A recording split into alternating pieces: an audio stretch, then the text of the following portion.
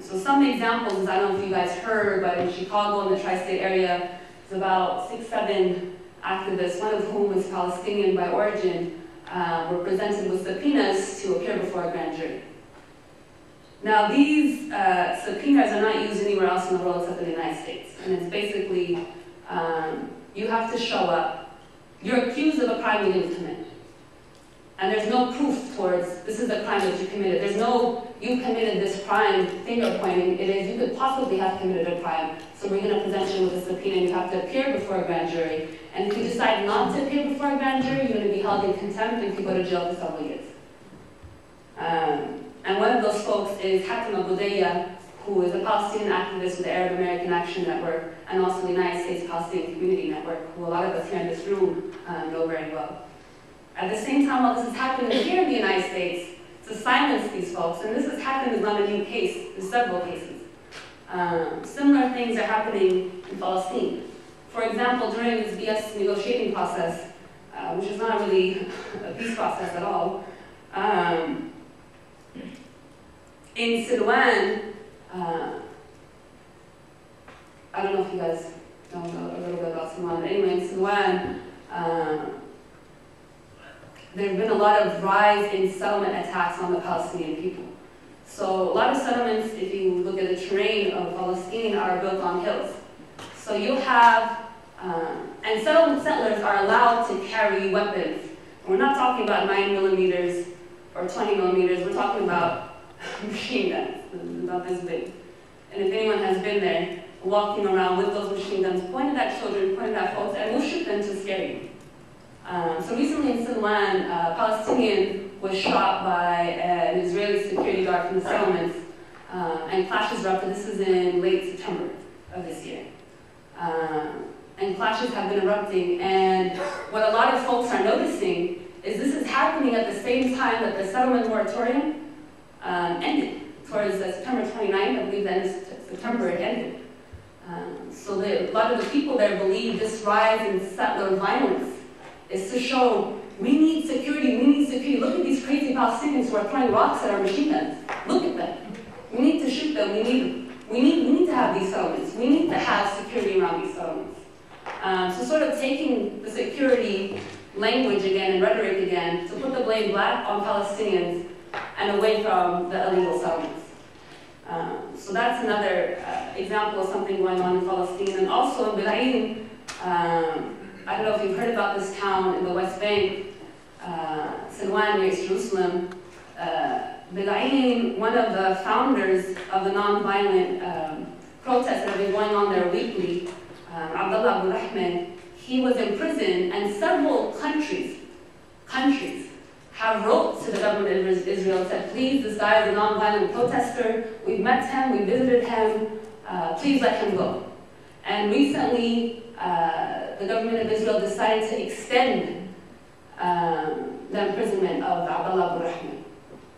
So, non-violently, with stones, just by organizing activism here in the United States, you're seeing the attempts to silence all these voices. So it's becoming even more and more difficult. We're talking about fighting the Israeli occupation, fighting this for independency, and then fighting our own governments for attempting to silence our voices. So this is the time where issues of joint struggle, and I really mean joint struggle, I don't mean you have to come and knock on my door to invite me to an event. I mean I'm already at that event because I'm in joint struggle with you. These things need to be happening more and more and more as these attempts to silence, as these greater forms of occupation are on the rise. And I think my time is coming to close maybe. But the last thing that I wanted to mention after all of this is that at the center of our work, whether it's through BDS, whether it's through fighting the settlements or home demolitions, at the center of all our work has to be fighting against Zionism. Has to be. Because the reason, and I brought something to read, but it'll be too long, that the settlement constructions continue.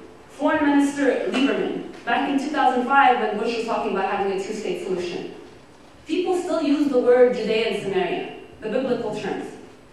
So in other words, we're still going to occupy and build settlements in the land between the Mediterranean Sea and the Jordan River.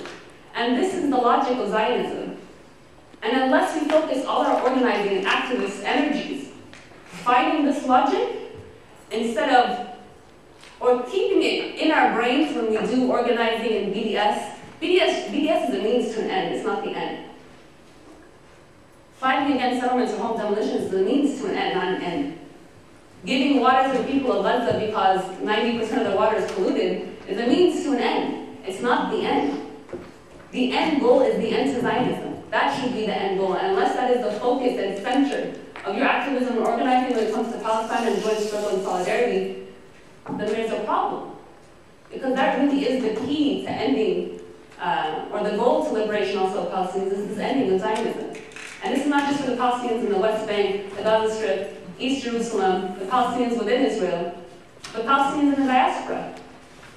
I mean, it's ridiculous to say I'm going to give you a couple of F-16s for you to just increase your moratorium on settlements for 90 more days. It's ridiculous. We're talking about people's lives. 90 more days, you're going to stop sending people to build houses that are illegal to begin with? So this is a joke. So the reality of it is Zionism. Why this is continuing is because Zionism is being actualized and is succeeding. But I feel like with the new youth voices that we have today, with the movements and focusing on joint struggle, that we're beginning to counter this narrative of Zionism and promote our own narrative of justice and struggle. So what these are my notes, guys, it's really hard to read. But so the most important thing is not only to fund, and why I talked about funding and all that, not just to show different areas of occupation, but at the same time, to talk about the need of conscious funding. So for example, we need to build institutions and infrastructure that will help meet this end goal. Institutions and civil society organizations and grassroots organizations like the Palestinian Youth Network, who are connecting Palestinians all over in the diaspora, so that we can have the space at the negotiating table to say, sorry, the right of return is not a negotiation. It's not. We're not negotiating right of return. It's either theirs, or we're going to keep fighting for it. So conscious funding, conscious solidarity, and joint struggle, putting justice at the center, the voiceless at the center, is how we should continue in our work with solidarity. Thanks, guys.